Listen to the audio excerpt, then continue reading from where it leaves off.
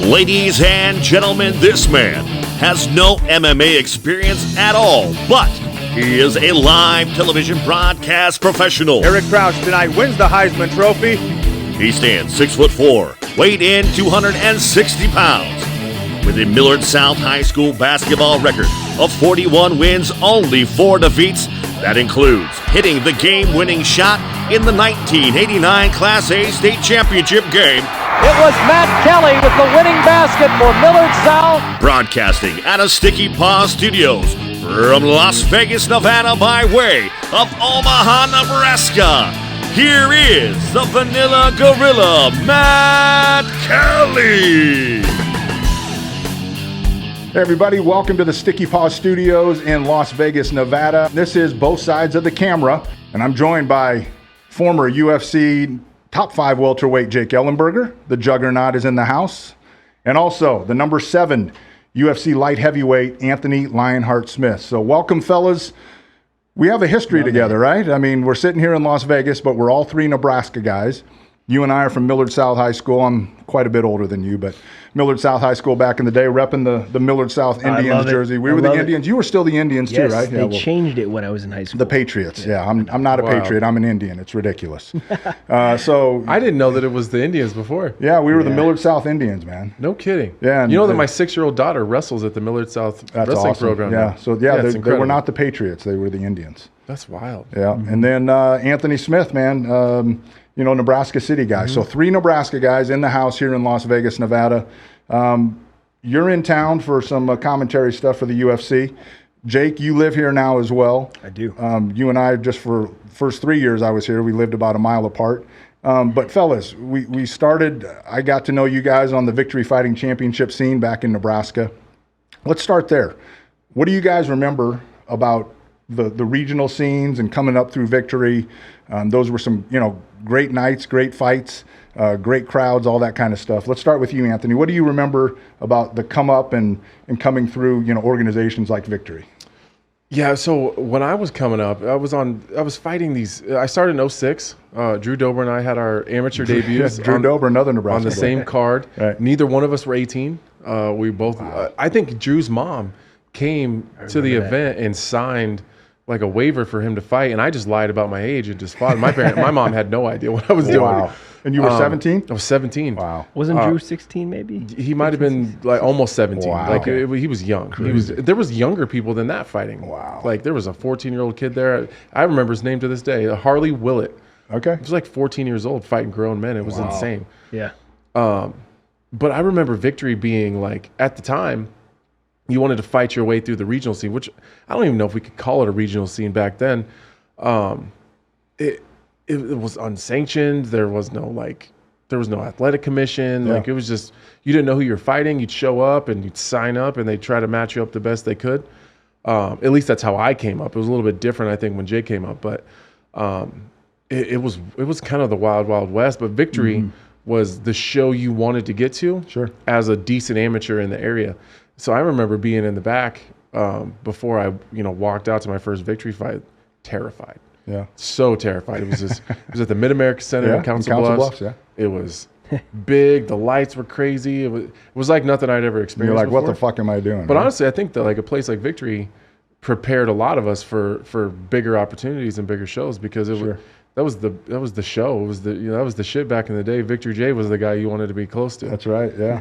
Jake, what do you remember about the come up for you? Coming through Victory and the regional scene. I know you guys went on to other organizations. You fought Bellator as well, right? You were in Strike Force, all that kind of stuff. But what do you recall about your come up? I mean, very similar to what Anthony said. There's no commission, very unorganized. But it was. I remember I went to a few fights as a fan. I think Harrah's in Council Bluffs, a couple there, Sean Wilson, some of the guys. Yeah, Pete Town's still fighting. Yeah, the bare knuckle. I mean, no joke, right? Pete Town is still fighting, man. I know. God bless him. Right. And we always joke, like, last one, retired. Pete Town's retired more times than I any agree. professional athlete on the planet. I see a social. You're not retired, bro. You're fighting again. But I went to one of his fights. With funny story. We both worked at a gym, 24 Hour Fitness in Millard. This was like 2004 or 5. I don't know. and I went to one of his fights. He's like, come watch come to the fight. Well, so I go to a fight, and I want to say it was like Josh Neer, Spencer Fisher was like the main event. Yeah. Ended up being like one of the craziest fights you've ever seen. And it intrigued me. I was like, I want to do this. Yeah. And so same thing. Yeah, it was, again, no commission, like Brian Dunn played a big role. He fought in a couple of his shows. He's one of the first guys I ever trained with. Was Brian? Whatever was Brian. Well, I had 4 fights before I ever trained. And he's the head of the Nebraska athletic commission, right? I know. I remember I trained with Brian Dunn in Big Jim, like in a garage. Yeah. It was like I'd never actually trained really anything. That was when Big Jim was really big. Yeah. He was huge there for a long time. Hey, I don't want to let this go. Jake Ellenberger, you did not grow up wrestling, right? You didn't wrestle like your brother Joe, who was an All-American at Nebraska Kearney. Mm-hmm. You were a diver in high school. That's correct. So how do you transfer from wearing a banana hammock and a Speedo? How do you transfer? Thank you for that, Matt. I appreciate the visual is amazing to me. No, thank you. Yeah. So how does that happen? Was it because of your brother? Like, was it because of Joe? Yeah. He had a huge How do you go from influence. being a diver to a 22-time UFC vet? I know that's a head scratcher. I don't know, but I love diving. It was fun. It was just fun, really. Right. That was the intrigue. I don't know. But no, my brother was a big fan. He was a Tito Ortiz fan, and like the 2005 era, and I don't know. He definitely got me into it. But with brothers too. He grew up just fighting each other, wrestling. But yeah, like most, I was a fan for a while until I started training, and I don't know how to explain that transition though. Could you ever have imagined back then, right, being a diver, going, I'm going to make the transition? All-American diver. Right. Okay. No. Hey, we'll get it in there. Get that in there. Right. All-American diver. Millard South. There you go. The Indians. Could you have ever imagined then that you would go on to fight in the UFC 22 times and not just fight in the UFC, man? You fought the who's who at the time, right? You fought Robbie Lawler. You fought Stephen Thompson. You fought Jorge Masvidal. You knocked out Jake Shields. You knocked out Nate Marquardt. You sat him down in Montreal. Mm-hmm. I mean, the list goes on and on. Could you have ever imagined that you would have that kind of career at the time? Not at all. And I'll be honest. When I first was, my goal was to get one fight in the UFC. Like that was literally my goal. Yeah. Like I could say I fought in the UFC. Yeah. And so I never imagined it would turn into what it did. Yeah. But it's wild because sometimes you don't set goals high enough, right? Like because I was like, I just want to fight in the UFC. I want to say I was that I made it to the UFC, made it to the top, the highest level. Right. And then you get there and you're like, I can fuck, that guy sucks. I can beat this. You know what I mean? You start doing that whole analytical thing, but I never imagined it'd be a career. Right. I was going to college, UNO, and so just 22 fights in the UFC. Right, is a lot of fights. It is because people tell me all the time, like, man, you've been around a long time. I just fought my 20th. Yeah, like wow, man. I mean, it's crazy. So between you, 42 fights in the UFC for 2 Nebraska boys, crazy. man. That's crazy. And it's so awesome for me because I still love the fight game. I'm still around it. I get to work the UFC events. I get to work the Dana White Contender Series on the camera side. It's so amazing to me, man. But it's so awesome to see what you're doing, to see what Drew Dober's doing, to see what Grant Dawson out of Nebraska is doing. I mean, we could talk about different states. Every state has their guys that come along and their gals now. But it's so freaking awesome to see that and to know that, like I've been around the world with you, man. I've been with you and your brother in Montreal and Mexico City and Vegas and all around the world. I haven't traveled with you, but I've watched you. But where did it start for you? And did you ever imagine that you'd be doing what you're doing? God, no. I had no intention of fighting professionally. So how did it happen? It's like that famous Subway story where I was in a Subway in Nebraska City, and I just dropped out of high school, and I was just floundering around, getting in trouble, partying really hard. And I go into a Subway, and there was a 4x6, like really crudely made little flyer. And it was like Omaha Fight Club. Oh, the OFC. Tim Baser. Tim Baser, man. Tim Baser. It had like a date, a location. It was at the South Sokol. Okay. And it was like was a fight night, like an amateur fight night. I was like, oh, I'd love to go watch that. So I had a buddy who was much older than me. We grabbed some beer. It was like the next night. We booze How old were cruised. you? Like, I was 17. Okay. Yeah. You had somebody grab beer for you. He grabbed some Busch Light when we booze cruised up to Omaha, which is like an hour drive. Yeah. And I just wanted to watch it. I thought it'd be fun to watch. Wow. And I'm in the crowd watching, and the announcer, I think it was Schnocky. I was going to say Schnocky. I think it was Schnocky. Big Papa. Big yeah, Papa I think it was Schnocky. Big Papa Schnocky. Right? Yeah, R.I.P. Right? Yeah, for sure. Schnocky comes up in the cage. And I don't even think he came up in the cage because I think back then it was still on the floor. I think it was like the same level as everyone else. And they had like an odd number of people that signed up. So they needed someone that weighed between 160 and 190 pounds. I was like, fuck it. Wow. I'm going to give it a shot.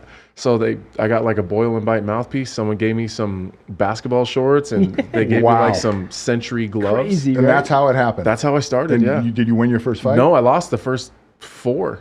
Wow. And so I just kept coming back. They were like every other weekend or something. So I just kept coming back. And then I don't know if you guys remember Marty Anderson. He used to help a lot of guys train back then that were like in the OFC at the time. Okay.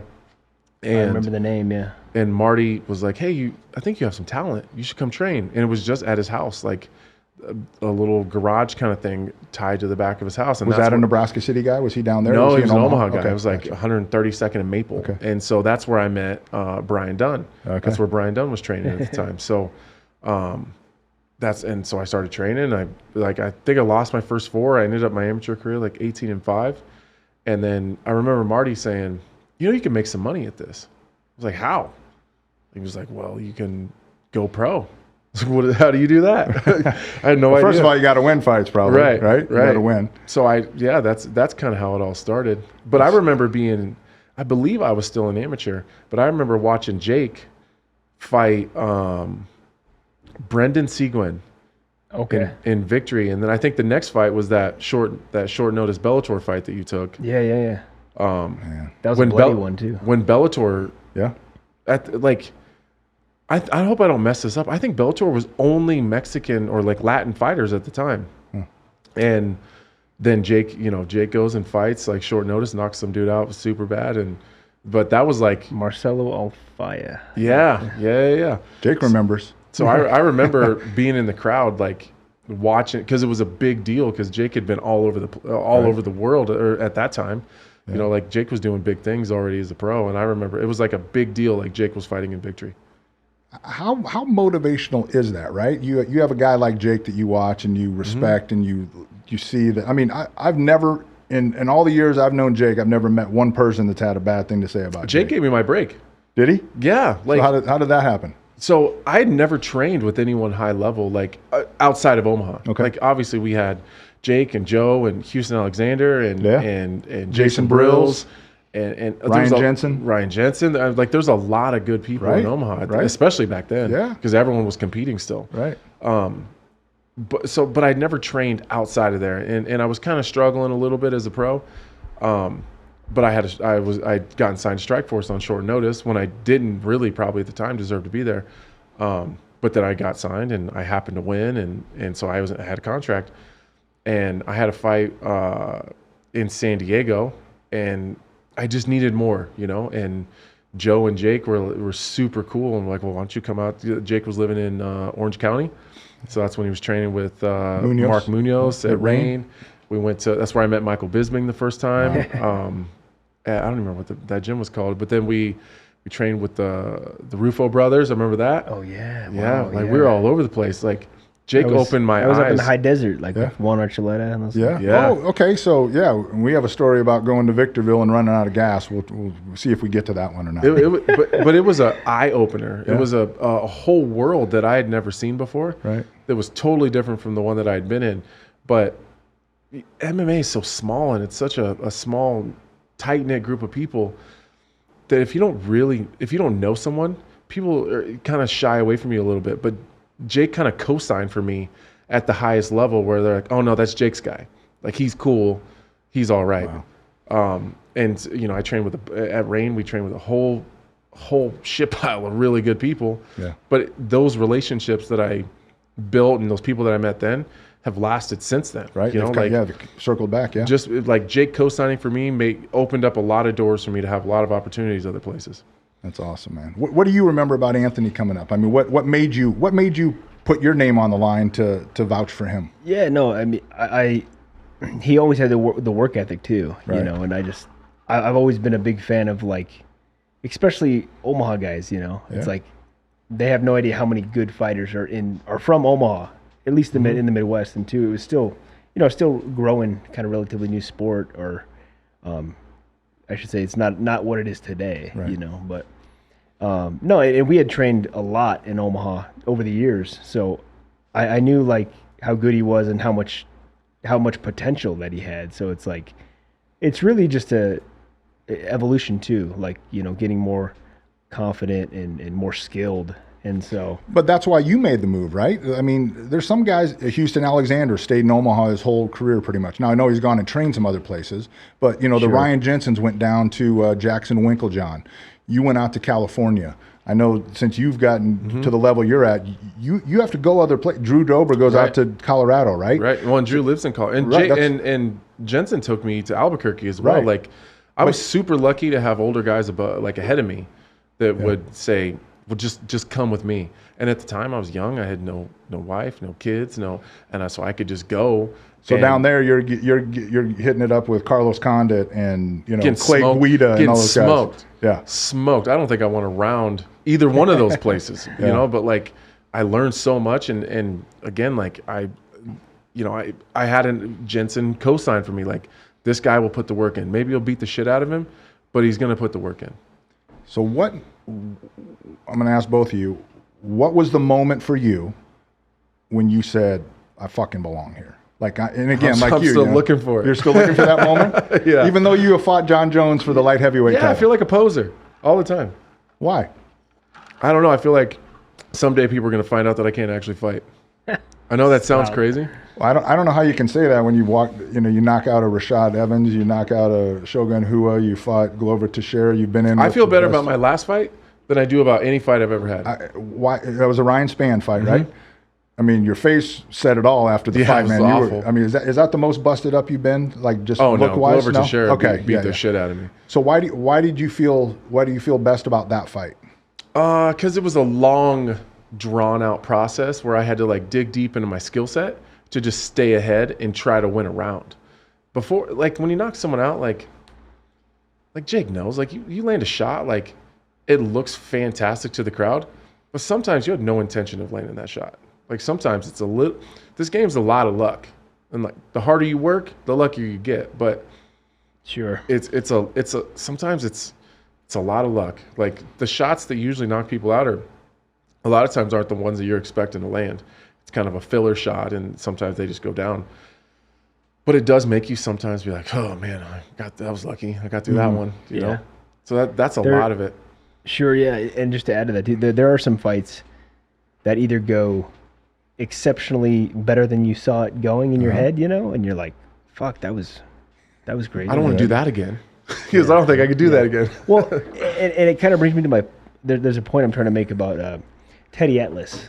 I was fascinated about one of the conversations that he had about Mike Tyson. Okay. And he would talk about, and I'm just repeating what he said, right? He made a lot of people upset, but he said Mike Tyson's not a real fighter because all the real fights he's been in, he's lost. In the sense of, like, he just mowed people over. Right. I mean, one of the scariest guys of all time. Right. And I was kind of just trying to dig a little deeper, like, what did he mean by that? But some of the, you know, because you don't really know who you are until you get adversity, right? Until you get pushed back. Yeah. You get adversity. And so I'm not even talking about that specifically, but I know as a fighter, like, once you kind of go through those 3, 4, 5 round battles where you're like, he's not going to beat me. Like, or, you know, you come out on top, kind of battle tested in a way, you know. And so what fight was it for you? Like, I mean, your fight with Carlos Condit, man, like, if that would have been nowadays, they would have stopped that fight and you would have they would have stopped you on top of Carlos. But what fight was it for you where you said, you know, Anthony said he's still looking for that fight. I don't believe that, but what fight was it for you where you're like, I fucking belong here?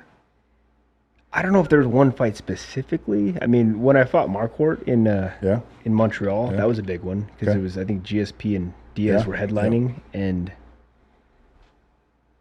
I don't know. I had a different mentality. It was like I try to explain it to people, like just not to pick on anybody, but some of the average, like people that don't compete in anything, and I'm like, when you tell them you're willing to die, like they think you're just out of your mind, right? And it's like, no, like there's an approach. This is before family, kids, any of that. You're like, I will die tonight. I do not like that. Like that's you felt that. That's the attitude. Yeah, I was 100%, and a lot of that was influenced by my brother Joe. That's just and so I think it was just the attitude of like, I can defeat any man, right? Like, wow. But that was more the attitude. I don't know if there was one fight though to answer your question. No, I understood. Yeah, I mean, and I was fortunate enough to be with you for a lot of those and be around and watch. The one thing that has struck me about the sport of MMA, and this was, we go back to the rain day, so I'd go out and watch Jake for a week and film him, training with Munoz and all the guys that were coming through there. There's no other sport, right? The NFL guys like Dak Prescott and Aaron Rodgers and stuff, they're not going to like a local football field and throwing the ball around with other just, Joe Blow off the street. You guys work in gyms where not necessarily that you're training or fighting with these other people, but I've always been struck by just what it takes and what you guys actually do when you go to these gyms and you're working with people that you might potentially fight someday, all that kind of stuff. I mean, it's just, there's no other place, there's no other sport where you're just going to a gym over here and going to jiu-jitsu over here and all that kind of stuff. What kind of toll does that take on you, and how do you ultimately decide who to stick with? I guess that's my thing, is because you're hearing it from so many people who think they have the answer for you, right? Like, how about for you? Yeah, it's really just what works for your style and your personality. I don't do well with a lot of freedom. Like, I need to have someone that has a thumb on me all the time. Because if you let me just do my own thing, leave me in my own devices, it's a mess. Like, I can't run my own training camps. So you need somebody on your ass. I need a general. I need a general that controls it all and makes sure that I'm doing my thing. Okay. But like when I went and trained with Jake, I remember being shocked at like how many different places he gained information from. And it was fascinating, like all the different styles. But I wasn't good enough at the time, or at least I wasn't high level enough mentally in this game to bring in all that information and figure out which pieces to trash and which pieces to work into my game. But Jake had it dialed in. And so, like, again, that was like that level up. Like, it wasn't just I was training with much better people at the time. It wasn't that he introduced me to other people. It was a completely different process that I had never experienced before. It was like Ryan Jensen tells you to do this, this, and this, and that's just what you do.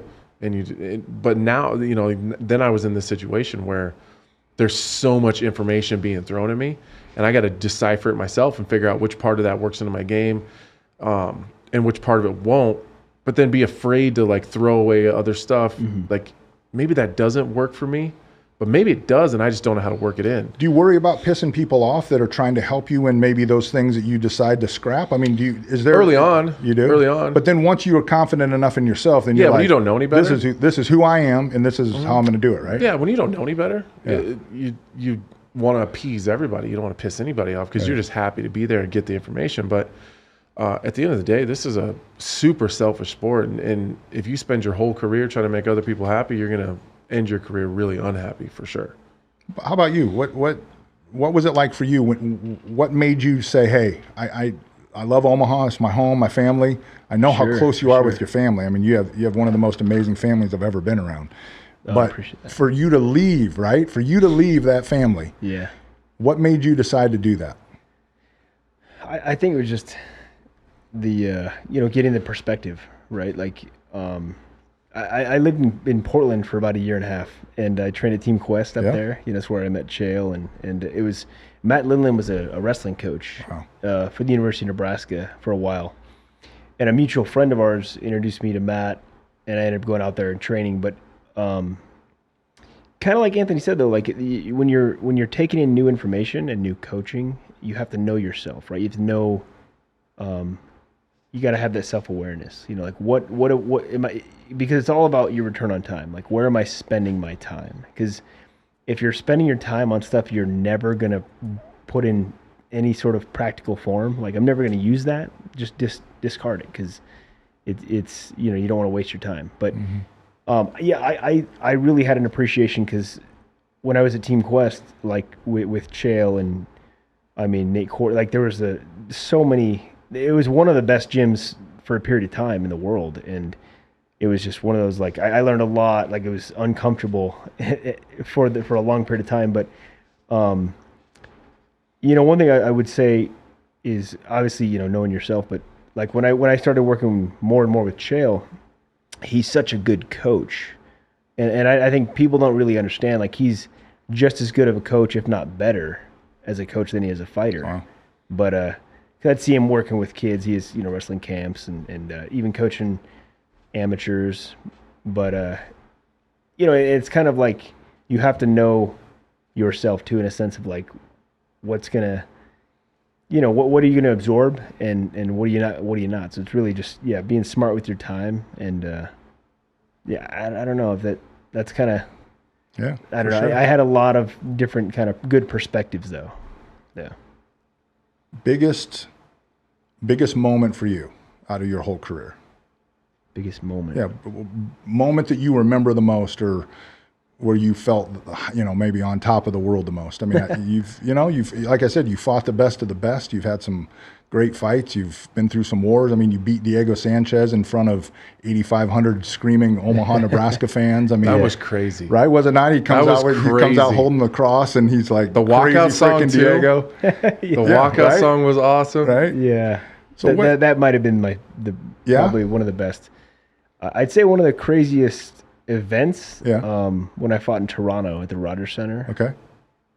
Sean Pearson, that card was incredible, but I think there's like 55,000 people there. But that stood out. But yeah, I mean, I don't think anything's gonna top the Diego fight. I mean, and I was working on the broadcast, right? Like I'm the camera guy back then, and that's when you and I and your brother Joe, you know, we started talking about, hey, I'm going to start, you know, let's follow you around and let's tell your story and stuff. But yeah, that was awesome. So the Diego Sanchez fight for you in front of your hometown fans, right? Yeah. And then you decide to retire in front of your Nebraska fans as well, losing to Barberena.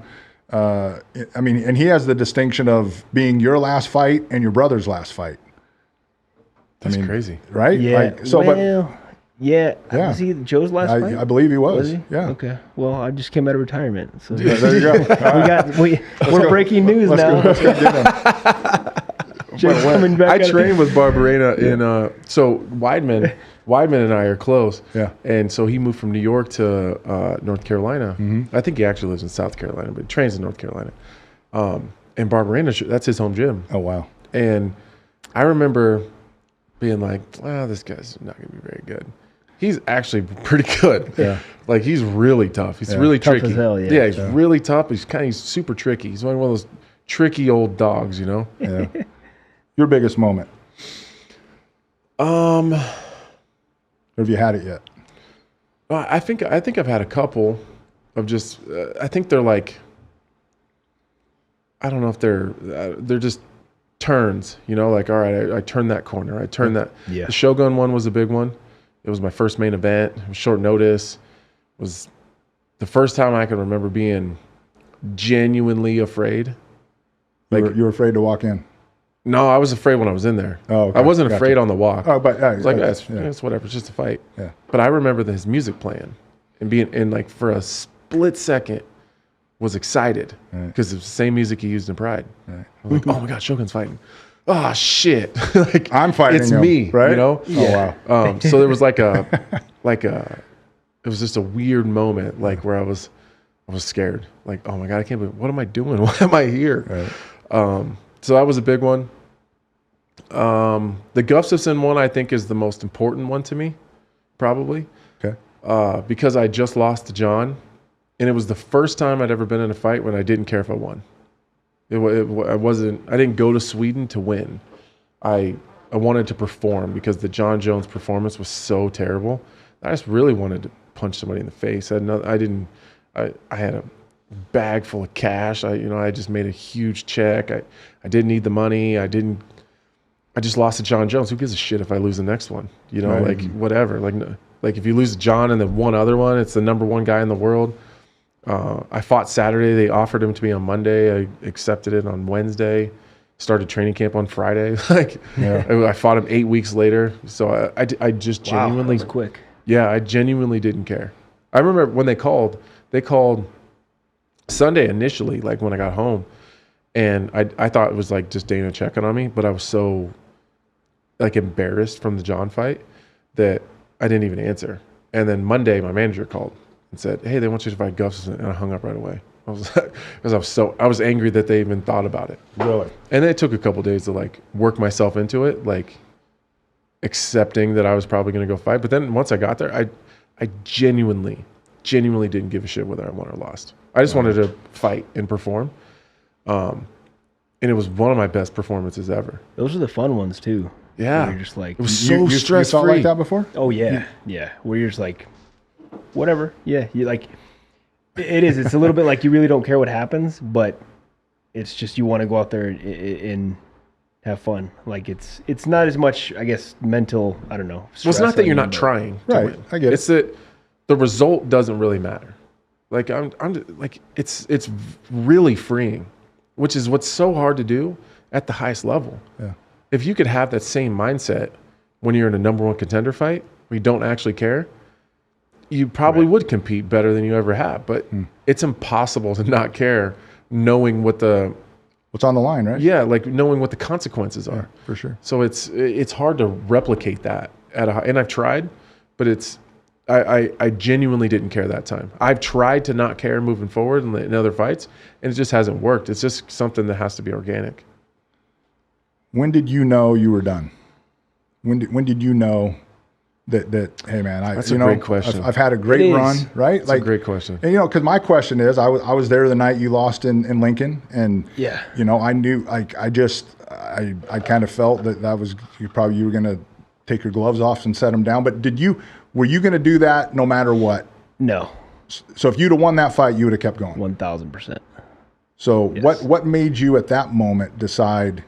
It's tough. I mean, I think the objective perspective is a lot of fighters don't want to admit when they're not as good as they once were, or the reaction time's not the same. Sure. Because that's anybody, right? They call it a young man's sport. Like eventually you're going to slow down a little bit. So, I mean, it's like anything. I don't know. I think that's kind of why, for a couple of years there, I struggled where it was like, I really didn't think I was done. I was talking to, X, Y, and Z, but I think it just took some time, where it's like, I am happy. I love my life, So on the back of that, so did you think if going into that fight, did you think to yourself, hey, if I lose here tonight, then I'm gonna lay him down?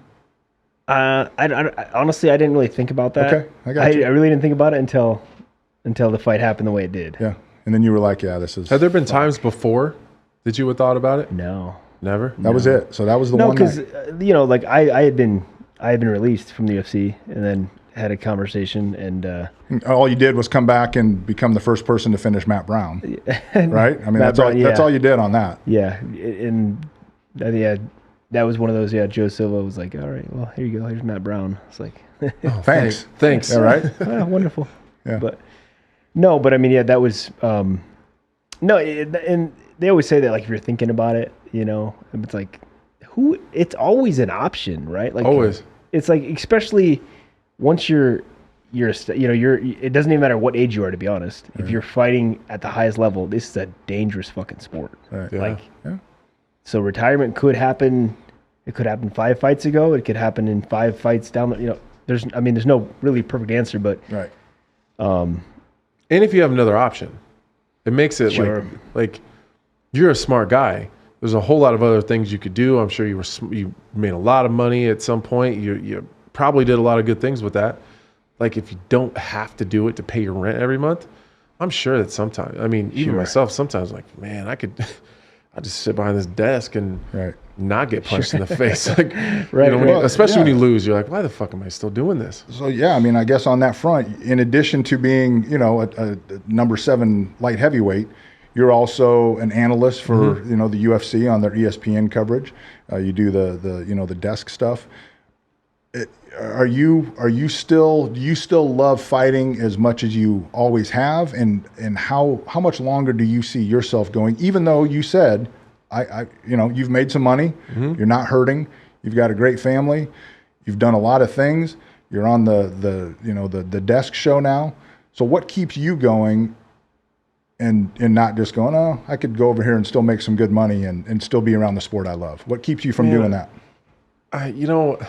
The desk thing was a total accident, but again, not that I'm just riding Jake's nuts over here, but like he made so many smart decisions like in his career where it was like, okay, I need to make sure that when I'm done, I can be done on my own terms and I'm not stuck here just because I have to be. I don't want to be, you see this like old boxers, even a couple from Omaha that completely no disrespect, but I wish I could remember the guy's name, but I was having some work done in my house. And like this guy had fought in Madison Square Garden. He fought some really high level fights. And here he is like fixing the carpet on my stairs. Like how the hell does that happen with really bad Parkinson's? Amazing guy. I had an amazing conversation with him. He was. It wasn't Mouse Strauss, was it? I don't remember his name, but he was an amazing conversation. Yeah. But I just remember feeling so bad, like, fuck, I can't end up like that. Yeah. Like that guy fought way longer than he should have and said it right there, like giving me the talk, like don't stay longer than you should, because this is what you'll end up like me. But I kind of always kind of modeled like, all right, well, Jake had a lot of other things going on that were putting him in a position where fighting isn't what he has to do, is what he wanted to do. Okay. And that's kind of what I've always tried to steal. Like I do this because I want to, not because I have to. So as far as how long I want to go, it's that shiny fucking gold belt. Yeah. It's that shiny. It's an obsession. Like I'm afraid that I'm never going to be happy if I don't get it. So like hearing Jake say that he's happy gives me a little bit of solace, just in case. Worst case scenario, I never get to it. Right. If it wasn't for the title, the day that I don't think I can win the title, I'll be done. That's it. That's it. So when you go, you know what, I don't have a chance at that, you'll call it quits. And I've had those conversations before, like after the Rakic loss. Yeah. Me and Scotty, I sat in the back and I was like, is that it? And he was like, well, that's your call. Like, no, that's not my call. Can I still win the title? Am I good enough? Like, do I still have it? And he was like, yeah, that's just a circumstance thing. We can fix that. And your team is Scott Morton and Danny Molina and Mark Montoya in Denver. Right. So like I had to have that conversation. It's really not my decision. It's when they decide that I can't do it. You'll be okay with that? Yeah. So if your guys that love you to no end and have been in your corner, they've been around the world with you, right. Danny and Scotty and all this. Scotty specifically, because Danny's the ultimate cheerleader. Okay. He'll always believe in you, even if it's delusional. He'll always, right. We were in the Glover fight and, I'm a half a dead body and Danny's still coaching. Like we're fresh. Like you can still do this. And I was like, I don't think so. Yeah. I don't think that's it. I don't think Glover's apologizing to you. Yeah. It's like going into the 5th round. Like me standing up off this stool will be something we should celebrate. Right. Right. So, wow. But Danny, he just believes in his guys so much, almost to a delusional point. But Scotty is so realistic. Right. And so if he says it's like Scotty and my wife. Okay. Like if those two were like, I think that's probably it. That's probably when I'll be done. Okay. Oddly enough. But I think too, like with what you've done and what you've accomplished, I mean, that's more than 99% of the sport, right? To even get to the world title, you know what I mean? And continuously fight the top 10 guys in the world. And, so it's don't sell yourself short. I know you didn't fight for a title. You might have got that shot if you'd beat Robbie Lawler, right? But you didn't. Or Rory. Right? Or Rory, yeah. But so, I mean, look, again, you fought the who's who of your division during that time, man. So even though you didn't get to that, fight for that title, I mean, you have the same thing, man. You fought the best of the best. You weren't losing to scrubs, man. Yeah. No, I appreciate that, yeah. Yeah, for sure. Yeah, and I have no regrets. Yeah. I had no regrets. You know what I mean? I got a lot of opportunity, and I met some incredible people. You know, I love my life. You got a great family. I regret nothing. Yeah. So, like, do I regret any fight I took? No.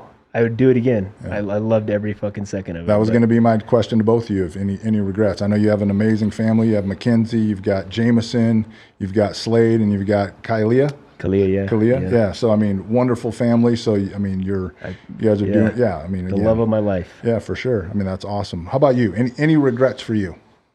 No, not at all. Nothing? No, not really. No,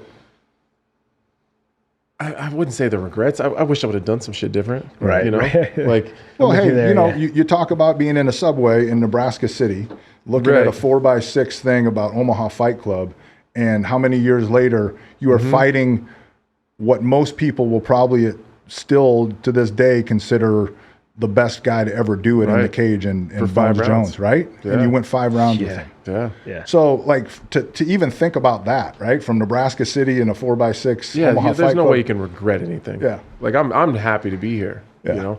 But I because I'm still competing, I have a tough time accepting, like, that what I've done so far is okay. Because there's way more that I want to accomplish. Right. I think once I sit down, like, if I was to be retired right now, I think I'd be completely content with what I've done in the sport. I think I was an unlikely success story. You know, like, I wasn't a great athlete in high school. I wasn't like a standout football player. I wasn't a fantastic wrestler. It's just been a lot of grit and determination and hard work. But yeah, I don't think I regret. I wish that I would have trained different ways for different guys. I wish I would have not made bad decisions. I like individually, you know, stylistically, I should have zigged when I zagged. You know what I mean? Shit like that. Yeah. Like, overall, no, I would do it all again. I think the one thing that, at least, you know, hindsight's always 20/20, but you maybe would prepare differently, or you know, when you go back to, like, dissecting where am I spending my time, I would have spent my time a little, I don't know, a little better on things that could have been more effective. Right. But yeah, there's a couple fights there that really bothered me, like the Stephen Thompson fight. Yeah. Like, when I knocked him down and I saw his eyes go back, like, he was done. Yeah. And I led him back in the fight slowly. And again, it doesn't even matter. Like, he's a perfectly nice guy, but it's just those little things, like, you know. And then I meet Giga Chikadze, you know, one of my close friends now, who's like a, you know, like 3 or 4 time karate world champion. And he's like, I wish I was with you training before this fight. Like, just little things where he's like, you know, moving in. Someone starts to spin, moving in, like, just. And we could spend all day doing that, right? Well, right. I mean, we could spend all day doing that. Second, third, fourth, 20th guessing yourself, right? Yeah, like, I don't know if there's a regret. We could spend all day doing that. I wish I would have spent less time worried about John Jones's reach and more about the lower half, like, just little shit like that. Sure. You know, like, his arm reach wasn't a problem. We spent a lot of the training camp worried about his 85.5 inch reach. It's a non-issue. Total non-issue. Lower half, big fucking problem. Big problem. So now, Anthony, you're on the desk. Is that where you see yourself afterwards? I mean, do you enjoy that? Are you having fun with that? It looks like you are, and obviously they keep calling you back, so you're obviously doing something right? Yeah. I have a lot of fun with it. I just like talking about fights. I would be doing that anyways. It would be at home with my friends, talking about fights. As a current fighter, an active fighter, is it hard for you to say, I think I know the answer, but is it hard for you, or do you find yourself holding back on making comments about guys that you, A, might have to fight, or B, know from camps and different things? Like, do you hesitate to give your truthful opinion about everything you say? No, but I don't like it. That's a good question. Yeah, I don't like it because it has ostracized me a little bit. I know you've put me on the outside of some of the groups a little bit because because of the reason they keep calling me is because I'm honest, right? And I say the hard things that a lot of other guys don't want to say, right? You know, because God, I'm being training with this guy. Like, there's guys at Extreme Couture that I've had to talk about, and I know that, like, I'm gonna roll in one day, and Sean Strickland's gonna be standing there, and he's not gonna be happy about some of the things that I've said. Right. But that's just But it you're is what staying it true is. to yourself there. And Yeah, you're it like, is what it is. if you're going to err on the side of being who the fuck you are, right? For sure. And if somebody's For sure. got a problem with that, Yeah. I'll answer for it. Right. Like it is what it is, and I'll stand by what I said. It's nothing personal. It's just I'm paid to give an analysis on your game and your style, and here's how I see it. And I'm not that wrong, typically. there you go. Like making picks is hard. Right. Making picks is hard because you don't always know who's going to win. Because I don't know how your weight cut was, how your training cut, or how your training camp was. Are you injured? Are you banged up? But I can give you I can be pretty close. Like I can say if this, or this happens, here's the likely result. If this guy doesn't do this, and this, here's probably what's going to happen. Right. I don't always know because how did is his wife being mean to him? Like, did he sleep well last night? Like, that shit matters. Oh, you know? sure. Yeah. So what kind of mental state is he in? Yeah. Right. So Yeah. making I'm wrong on the picks a lot, and sometimes it's like, fuck, I don't know. And guess what? Truth be told, I mean, I come from an on-air thing. I mean, I've made comments on the air before when I was doing the nightly sports and saying things, and I tried to stay away from being super critical of people. But at some point, you are paid to do a job. You're paid to be critical. You're paid to be objective. And fighters are sensitive. Oh, absolutely. Fighters are sensitive. They're probably some of the most sensitive people around. Myself right? included. Right. There's been times where I listen back to the fight, and me and Bisping are tight. I'm like, what the fuck is wrong with you? What are you talking about? I was hesitant. What are you like? You start freaking out. Yeah. Like, it just is what it is. And fighters are sensitive about their craft. Yeah. Everything else, it feels like for the most part, fighters couldn't care less. Right. But about their craft, they're so sensitive. Yeah. That's okay. I got a funny story really quick. So I did a few desk jobs when the UFC was with Fox. The first time I did it, I was doing an audition at Fox, and I was with Chael. Yep. There was a few people, I don't even remember who, it doesn't matter, but Chael was there, right? And so we got, you get the earpiece in, you got the suit, and everyone's, we kind of have an order, right, of what's going to happen, piggyback up this guy. Mm-hmm. And so, first of all, this is they put me in a fucked up spot. Like, I'm following Chael, right? Let's just start there. Which is impossible. And he starts going down, hey, this guy's doing this, you watch his kick, and I mean, first of all, the guy's the best in the sport, in my opinion. There's nobody better in terms of like breaking down things and articulating things for people to understand. So it's not even like necessarily a punch kick thing. It's like this guy can talk with the best of them in sports. Right. So he goes on to this rant for a couple minutes, and then in my earpiece, like, all right, Ellenberger, you're gonna piggyback off of what Chael said. And I'm like, what the fuck am I gonna say after that? Like, what do you expect me to say? I wanted to flip the desk. I'm like, this is not good. Like, come on. That's when you go, what he said. That's, you go what am Chael I, said. let me go say something stupid, like that's much lower than what he already talked about. Because anyway, he's covered all the way. It's funny now. We talk about it now, but I'm like, then this was in Chael and DC where the height of the Fox, when Fox was with the UFC. But for sure. Chael's one of the hardest person I've ever worked with. Yeah, exactly. And he's the nicest guy. Does he make you feel lesser from what he says? I mean, is that what you mean, or what? Well, I'm gonna pull the curtain back a little bit further than that. Even when Chael's talking, and everyone plays a position, right? So Chael is the ultimate promoter. He will make you care about a card that you never knew that you wanted to watch. But by the end of the show, I have to buy that card. Okay. That's why Chael is what he is. That's why he's in the position he's in. He can sell anything. So that's Chael's position. And it's not like we're assigned these positions. That's just who he is. And so they put him in the position that he's in because that's what he's best at. He'll make you care. He makes you feel something emotional about something. And I'm the nerd. I'm the X's and the O's guy, and I just break it down and I make you feel like maybe this person has a chance, even if you think they don't. Right. So that's why we work so well together on TV. But they'll say, just like Jake said, like Chael will be going off about something, and in my ear they'll say, "Follow Chael."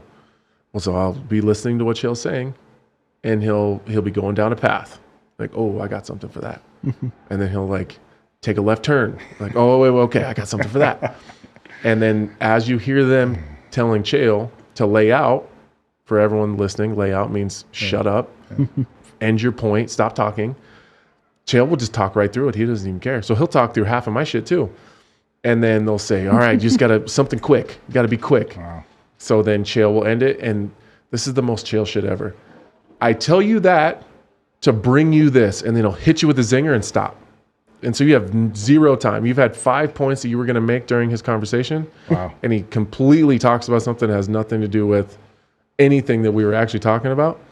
And then you got to follow it. He's such a unique individual, but he's so good at what he does. He's so good at what he does.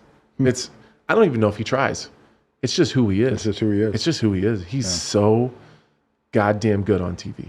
It's on his podcast is Governor of Oregon. That whole podcast is just him. Yeah. Like obviously he's got people behind the scenes, but you know how hard it is to talk for an hour to yourself? Yeah. Well, he doesn't have any problem. None. He could keep going. I feel like and he's good. Yeah. He's good at it too. Just him in a room, not a camera. Yeah, it's just him. Hit record, turn on the lights, and let's do this. Fellas, man, this has been an awesome time, man. I'm so stoked that you guys are here. I mean, I'm just starting this thing, both sides of the camera, man. I've been around you guys, but for us to be sitting in Las Vegas, Nevada in a podcast studio, that's owned by our good friend John Orlando, and to have you guys here, it means a lot to me, and I just appreciate having you here, man. So you're, in addition to doing the desk stuff, you have a podcast with Michael Bisping. What's it called? I do. It's called Believe You Me. Yeah, and you guys talk a lot of shit. I know that. We talk a lot of shit. I'm telling you, Michael ruffles some feathers. Yeah, that's for sure. Usually gets me in trouble a lot. Yeah. Well, and you're friends with Bisping as well. Oh, right? yeah. I mean, Mike, so great, great guy. Well, hey, so real quick, training. we know what Anthony's doing now. What are you doing besides raising a beautiful family? Oh man, I get beat up at home and mostly by my kids and stuff, But no, I'm hoping. Yeah, my oldest Jameson, he's playing. He's a soccer stud. He plays for a club here in Vegas, Albion, and plays baseball too. So busy with the kids. Yeah, I got a couple things I'm doing in terms of a business. So in the cannabis space a little bit, and still in the payment business. So staying busy. Well, hey, I love being out here with you. I know we always, every time we talk, hey, we got to get together. I just have to invite him on, I guess, a podcast, and he'll come and sit with me for an hour. And you have a beautiful family at home as well, right? Yeah, 4 daughters, Yeah. Wife and 4 daughters. My oldest plays volleyball for Premier. She plays basketball at Millard West for their club team. So she's a monster. She's 11. She's 5'11". Wow. Yeah, she's a killer. So I got a 6'1" daughter, so yeah, she flies on the volleyball court. It's fun to watch. That's awesome. Real quick, final question: yes or no? Will your kids fight? Fight? Or be involved in the combat sport realm at all? I don't know. You don't know? I don't know. Is that gonna be up to mom? Oh no, if it hurts, no, for sure. Okay. So you might have to work your way in there. Yeah, probably. I'm gonna have to go say no. Probably not. No. All right. How about you? Kids interested at all? Will they? I sure hope not. No, I don't think so. Better ways to make money. My 6-year-old wrestles. You know, I always tell him, "Daddy fights, so you never have to."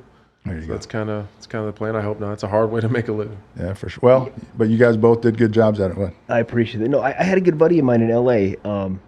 Was the son of a really incredibly famous actor, and just a normal guy, really nice guy. And I would ask him, like, how come you never got into like the business, right? Like the show business, like you're the son. I mean, I know who you're talking about. Okay, and you have every resource right on the planet, and you could really do for sure if you chose to. But I was just kind of like, why did you never? And he was like, no, my father, he always kept me away from it. He didn't want me involved and so. But it makes you think about that, the world that you're in. It's like, like we've been through some. That's a hard life. That's a hard. If my son could go play in the MLS or go play, I don't know. We'll see. But again, there's easier ways to make money. For sure. For sure. I mean, it's one of those things like if they're committed and that's their life, hey, that's your life. For sure. But I was fascinated by our friend, in LA, and I sure. was just like, dude, you could make a phone call and play anything in the world, but. He was like, my parents never really wanted me in the industry. They know how ugly it is, the show business, and like, I was like, wow, that's crazy. And I don't think he really had the desire either, but it was like never, like his whole life, never got involved. Yeah, that's wild. Well, hey guys, we got to wrap it up at some point. I could sit here and talk to you guys all night, but Jake Ellenberger, Anthony Smith, fellas, thank you for joining me. been a pleasure. And anytime, Matt. you know, you and I are going to work together this weekend. Yeah, let's do it. Let's have a good weekend. Yeah. We'll see each other more here in Las Vegas. So, hey, everybody, thank you for joining us here for this episode of Both Sides of the Camera. I, again, am your host, Matt Kelly. We'll see you next time. Thanks for joining us. Tell your friends about us. We got a lot of great stuff coming up, so keep joining us. Thanks for watching. See ya. We'd like to thank the following for sponsoring this week's episode. Established in 1992, Lights On Nebraska is one of the longest tenured grip, lighting, and camera rental houses in the Midwest. Lights On Nebraska has you covered. And here's a closer look at our other sponsor, NitroTickets.com.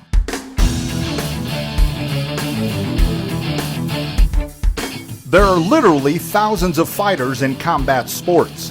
However, only a fraction make a considerable income from their fights. It's just really stressful. It's really time consuming. And a lot of times some guys end up not making what they possibly could have made. And in turn, their fans don't get to see them fight because it is such a hassle these days, especially the way that the world is. Many athletes simultaneously work full-time jobs while training for an upcoming bout. And many more rely on sponsorship or outside income sources just to be able to afford the growing cost of training. The majority of promotions in America rely on fighters to develop a fan base that will buy tickets to come and watch them compete. Tickets are generally sold on a cash-only basis, and many fighters are not able to accurately show their fan base until the night of the fight, and even then, it can only be measured by which fighter's fans cheer the loudest. Fighters that draw the best are generally welcomed onto future cards based on their ability to sell tickets. In addition, most promotions don't have the ability to accept anything other than a cash payment from the fans who are spending their hard-earned money on the tickets. That can be a hassle as well. Enter NitroTickets.com.